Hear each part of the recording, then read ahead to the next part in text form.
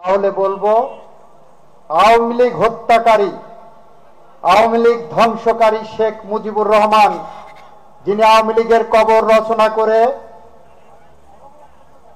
বাকশাল কায়েম করেছিলেন, সেই শেখ মুজিবুর রহমান কর্তৃক বাংলাদেশে যে কালো আইন প্রতিষ্ঠা করেছিলেন 1974 সালের বিশেষ ক্ষমতা আইন, সেই কালো আইনের 19 ধারায় আওয়ামী লীগ নিষিদ্ধ করার জন্য উপাদান বিদ্যমান আছে।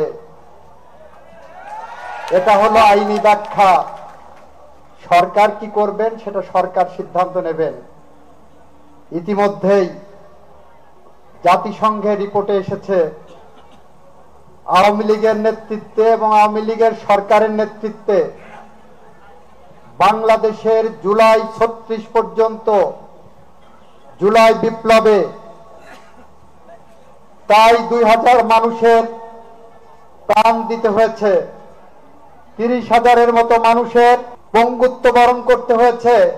এই সব কিছুর পিছনে জাতিসংঘ রিপোর্ট আসছে, আওয়ামী লীগের অবদান রয়েছে, ভূমিকা রয়েছে। যদি থেকে থাকে তাহলে একবার আওয়ামী লীগ হত্যা করেছিলেন শেখ মুজিবুর রহমান, আওয়ামী লীগ বন্ধ করে দিয়ে বাকশাল কায়েম করেছিলেন। তার প্রতিষ্ঠিত, তার প্রচলিত, তার প্রণীত আইনে আওয়ামী লীগ নিষিদ্ধ করা সম্ভব। বিশেষ ক্ষমতা আইনের 19 ধারার দিকে তাকিয়ে দেখবেন।